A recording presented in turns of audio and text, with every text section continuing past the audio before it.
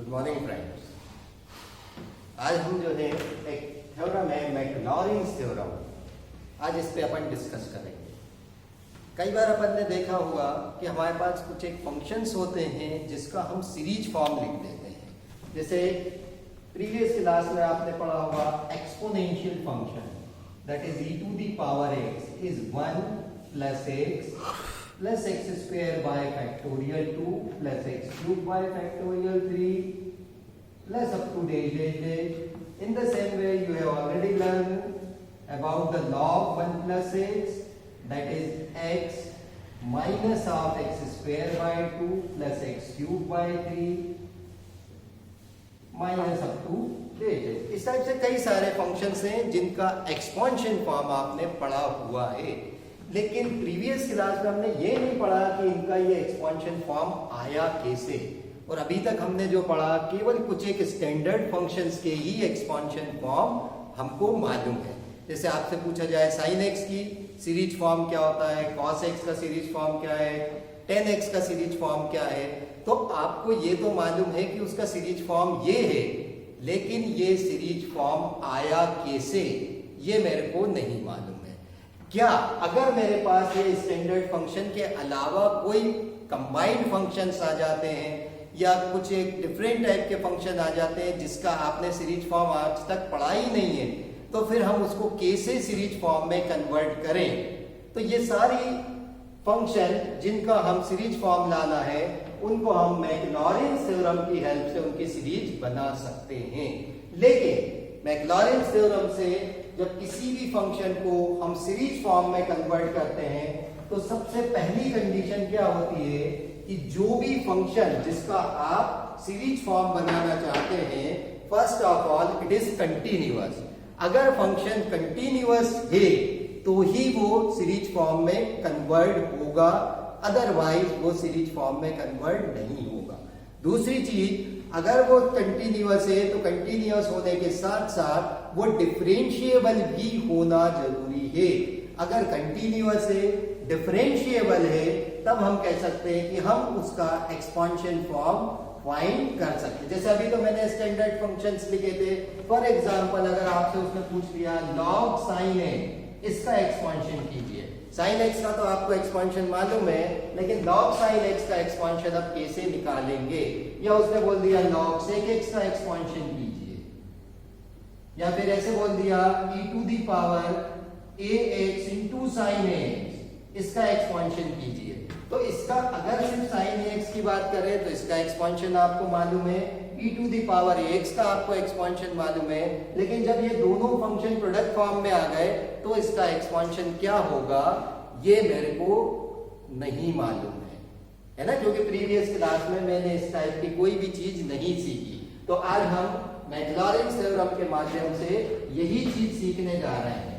तो सबसे पहले अपन डिस्कस करेंगे कि मैकलॉरिन्स थ्योरम है क्या और इसका प्रूफ कैसे आया, राइट। तो first see the statement if f of x is a function of variable x।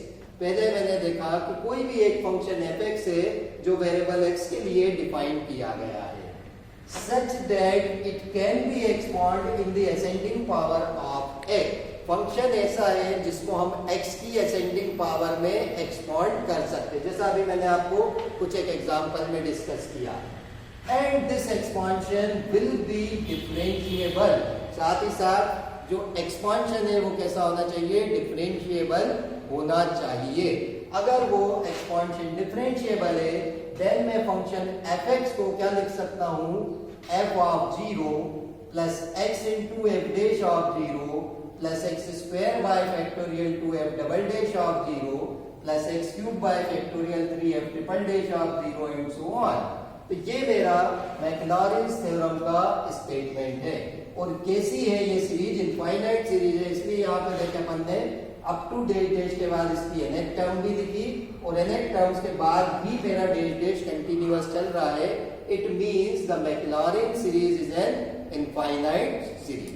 अब ये प्रूफ हुआ कैसे, तो सबसे पहले हम इसको डिस्कस करें, राइट। तो जिस फंक्शन का मेरे को एक्सपेंशन चाहिए, पहले मैंने वो फंक्शन सपोज किया, let the function is a not plus a1x plus a2x square plus a3x cube and so on. इस तरीके से मैंने पहले एक फंक्शन को सपोज किया, राइट। इसी में अगर मैं चाहूं तो इसकी nth टर्म भी ले सकता हूं, an x to the power n plus up to dash dash, right. इसको मैंने सपोज कर लिया इक्वेशन नंबर 1। अब अगर अपन देखें कि जो मेरे को प्रूफ करना है उसकी रिक्वायरमेंट्स क्या है, तो उसमें मेरे को दो चीजें मेनली दिख रही है।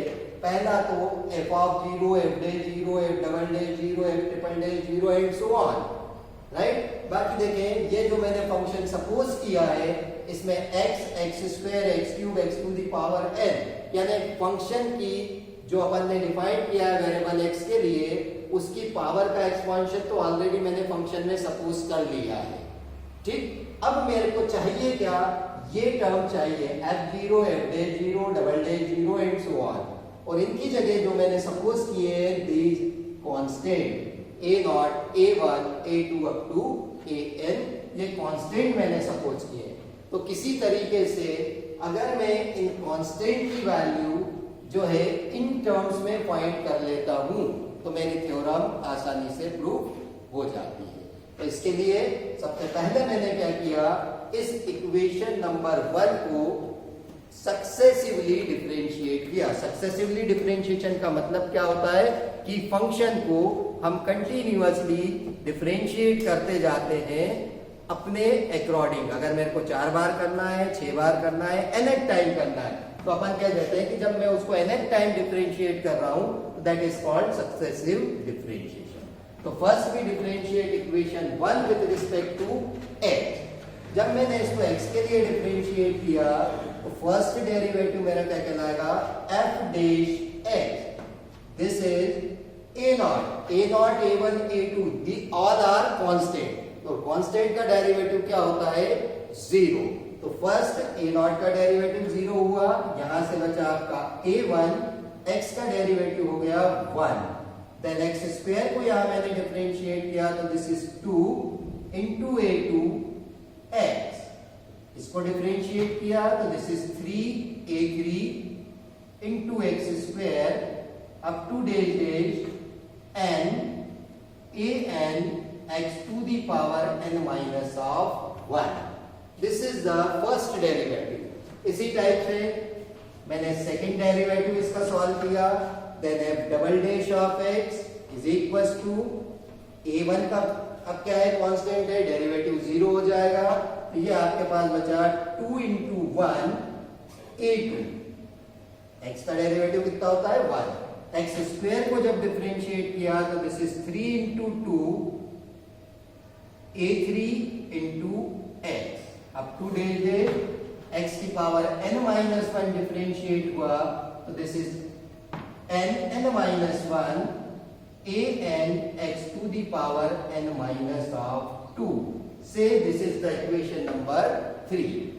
थर्ड टाइम आप इसको डिफरेंशिएट करेंगे क्या आ जाएगा, f triple dash of x is equals to 1 into 2, चाहे तो हम इसको फैक्टोरियल 2 लिख सकते हैं। फैक्टोरियल का कॉन्सेप्ट आपने ऑलरेडी पढ़ा हुआ है। देन इसको मैंने डिफरेंशिएट किया, कितना आ गया 1, तो this is 3 into 2 into 1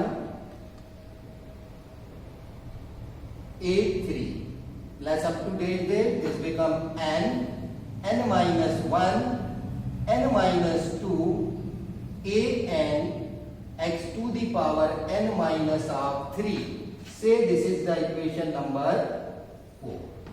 In the same way, if we differentiate it continuously nth time, then we get f and x is equals to 5। ठीक है, अब यहां पे आप ध्यान दें, जब हमने फंक्शन को फर्स्ट टाइम डिफरेंशिएट किया तो आपका फर्स्ट कांस्टेंट क्या हो गया था, 0। जब सेकंड बार हमने डिफरेंशिएट किया, सेकंड कांस्टेंट क्या था, a2, that is become 0। Third time differentiate किया, थर्ड कांस्टेंट मेरा 0 हो गया। इसी तरीके से जब मैं इसको nth टाइम डिफरेंशिएट करूंगा तो इसके पहले वाली टर्म्स तो मेरी क्या हो जाएगी, सारी 0 हो जाएंगी और मेरे पास बचेगा क्या, plus up to dash days this is n minus 1 n minus 2 up to dash days this is 3 2 1 into an x to the power n minus n, that is 0, right?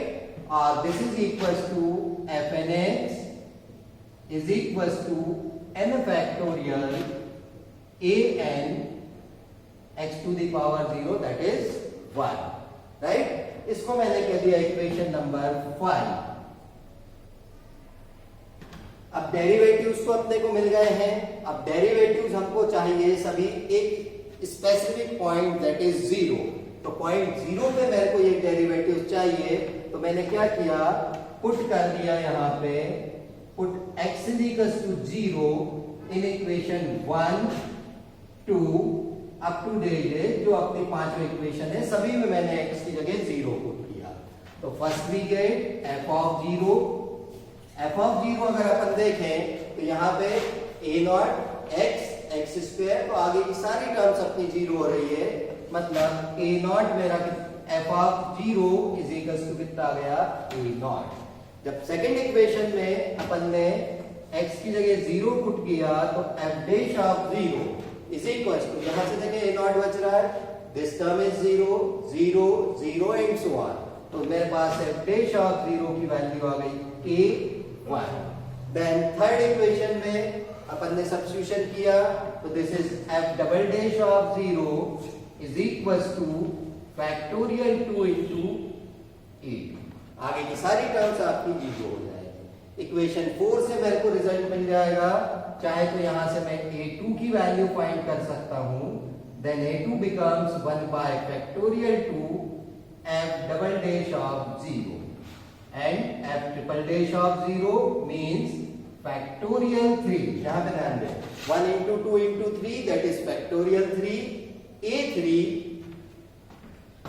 और अगर यहां से हम कांस्टेंट a3 की value निकालते हैं तो this is equals to 1 by factorial 3 f triple dash of 0। In the same way जब आपने इक्वेशन 5th में यानी nth डेरिवेटिव में 0 पुट किया, this is f n0 is equals to n factorial an, और an is equals to 1 by n factorial f n0। देखिए अपने पास सारे कांस्टेंट a0 a1 a2 इन सबकी अपने पास में वैल्यू अपन को मिल गई है। तो ये वैल्यू में इस सपोजिंग फंक्शन में अगर सब्स्टिट्यूट करता हूं तो मेरे को क्या मिल जाता है, मैक्लॉरेंस थ्योरम मिल जाती है। ठीक है, now putting the value of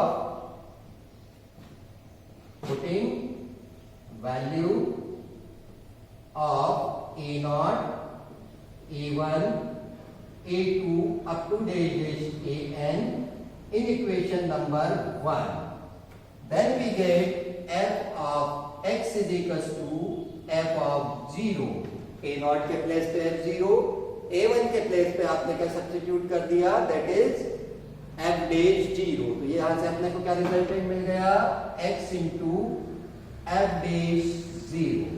then next x square, a2 के प्लेस पे आपकी वैल्यू कितनी है, 1 by factorial 2 into x square f double dash of 0। In the same way we get x cube by factorial 3 f triple dash of 0 up to dash a n की value substitute किया, तो this is x to the power n by n factorial f n 0 up to dash। This is the proof of Maclaurin's theorem। Clear? तो इस तरीके से अपन ने देखा कि मैक्लॉरिन्स थ्योरम को हम आसानी से प्रूफ कर सकते हैं, बट द कंडीशन इज कि जो भी आपका फंक्शन आप ले रहे हैं, जैसे मैंने ये जो फंक्शन f सपोज किया था, तो इसमें मैंने कंडीशन मान के चला था that this function is continuous and differentiable. ठीक है, अब अपन नेक्स्ट लेक्चर में देखेंगे कि अगर मेरे पास कोई भी कंटिन्यूअस और डिफरेंशिएबल फंक्शन अगर है तो मैं उसको सीरीज फॉर्म में इस मैक्लॉरिन्स थ्योरम से कैसे कन्वर्ट करूंगा। Right, thank you.